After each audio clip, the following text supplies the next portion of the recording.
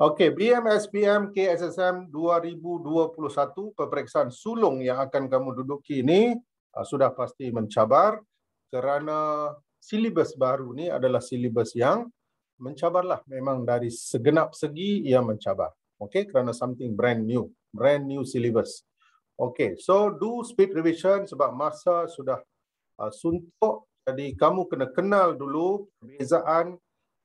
Bukan semestinya perbezaan, tapi kamu kena kenal secara mendalam apa itu KSSM. Okey, dalam BM-SPM KSSM ini, kamu ada 4 kertas. Kertas 1 karangan, kertas 2 ialah pemahaman, kertas 3 ialah ujian bertutur 70 markah dan kertas keempat ialah ujian mendengar 30 markah. Okey, bahagian yang paling mencabar di sini ialah penulisan lah, bahagian penulisan. Karangan kertas 1, karangan bahagian A diberi 30 markah, karangan bahagian B diberi 70 markah, jadi 100 markah. Biasanya kertas 1 ni diadakan pada waktu pagi. Jadi pagi-pagi kamu mesti boleh berfikir dan menulis pelbagai idea. Okey, pelbagai. Jadi latih diri kamu mulai sekarang, pagi-pagi cuba buat sesuatu latihan yang berkaitan dengan pemikiran, pencarian idea bagi penulisan karangan. Okey, baca soalan dengan teliti, pilih soalan yang terbaik, aplikasi teknik-teknik yang kita belajar dan cuba jawab.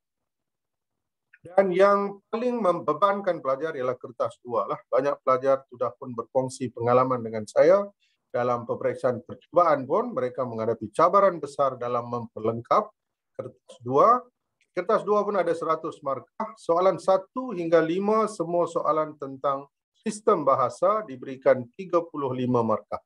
Dalam KBSM dulu diberi 30 markah saja total. Sekarang ditambah, jadi bahagian ini diberi keutamaan, malah dijadikan soalan nombor 1 sampai nombor 5. Soalan 1 sampai nombor 5, 35 marks.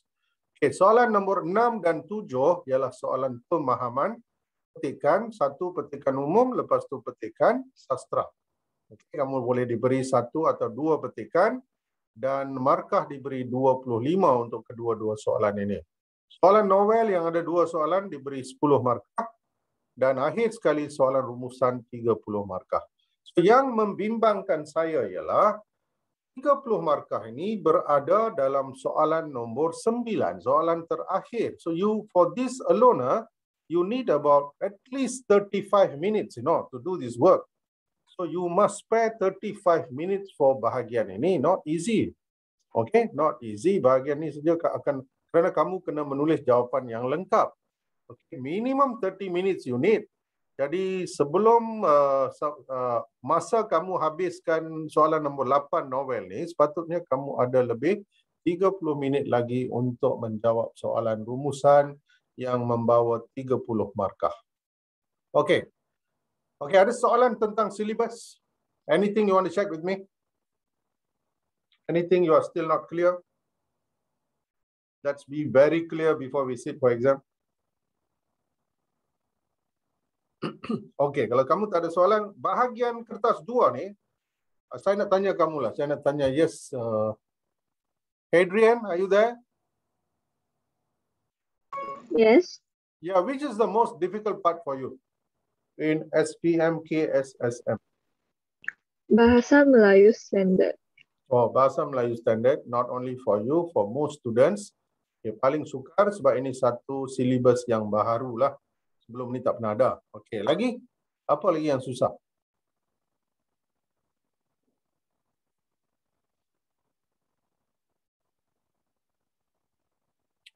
Oh, yang lain semua okey ya? So you must be very good. Bagus. Seorang lagi, Sri. Sri, are you there? Yes, sir.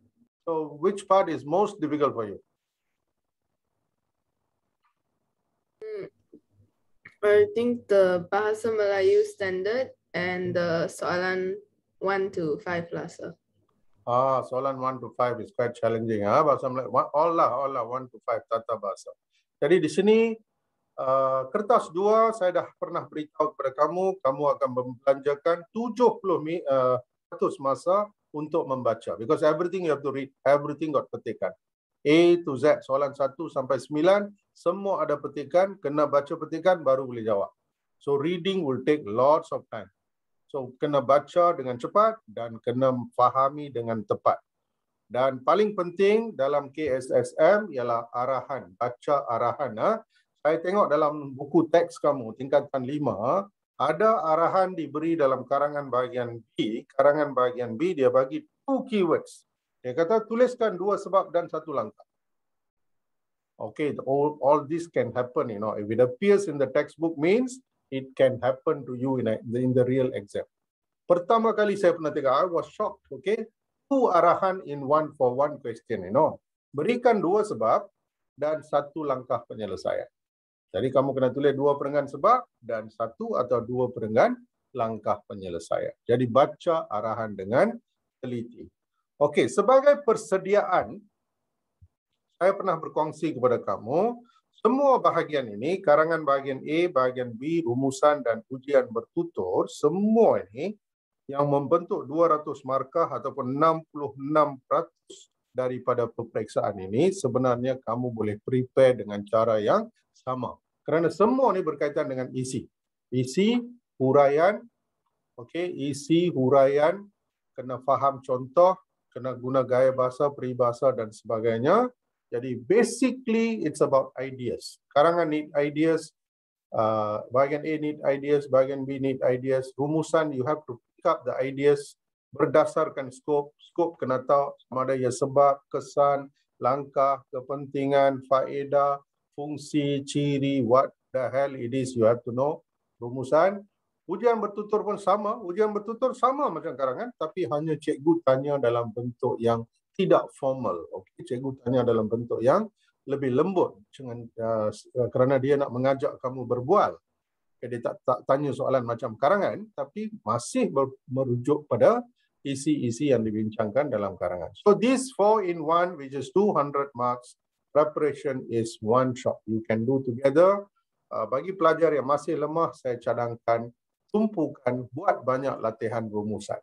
The more you do rumusan, it helps you bahagian A, it helps you in bahagian B. Because setiap rumusan adalah satu isu. Kalau kamu buat 10 latihan rumusan, maknanya kamu menguasai 10 bidang ilmu, 10 topik. Mungkin topik tentang alam semula jadi, topik tentang barangan buatan Malaysia, topik tentang isu remaja, okay, topik tentang pertanian. Dan dalam setiap rumusan juga kamu diberi lebih daripada 1 skop. Lebih daripada 1 skop. Okay? Jadi skop 1 mungkin sebab, skop 2 mungkin kepentingan. So by doing latihan rumusan, you will actually learn a lot.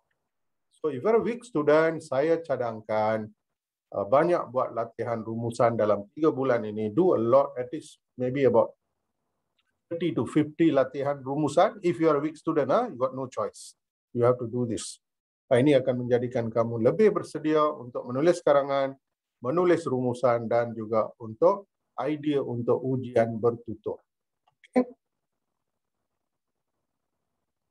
So 200 markah we can actually prepare just by doing rumusan. Ini tips yang saya boleh share dengan kamu. Alright, dan inilah 4 domain yang ada dalam KSSM. Okey, 4 domain yang ada dalam KSSM ialah peribadi, awam, pendidikan, kerjaya.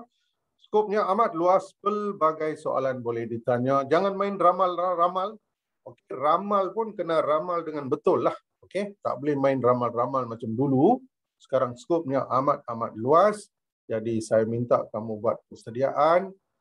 Tumpuan kita ialah pada domain ini dan juga tema-tema yang ada dalam buku teks tingkatan 4 dan tingkatan 5. So basically for paper 1, bahagian A, bahagian B, ideas. You need ideas dan kemampuan untuk menghuraikan idea itu. Okay, that's paper 1. Paper 2, lots of reading. Lots of reading. Kena baca soalan, kena kenal pasti sistem bahasa, baru boleh jawab. Okey, dan ketika jawab, teknik menjawab tu kena betul. Jadi ikut semua nasihat yang diberi oleh guru-guru, dan siapa yang menonton video saya di YouTube, teruskan tonton video dan cuba dapatkan seberapa banyak idea yang boleh. Walaupun kebanyakan video karangan saya dibuat untuk KBSM, Okay, almost 200 videos SPM dibuat untuk KBSM, tapi masih sesuai untuk KSSM untuk karangan bahagian A dan bahagian B. Because the ideas, the topics are still standard SPM. What I share is a lots of ideas. Kamu tonton video dan buat nota anda sendiri. Jadi tugas kamu berat, especially pelajar tahun ini, tugas kamu cukup berat. Jadi buat yang terbaik setiap hari, jangan buang masa lagi. Okay? Alright.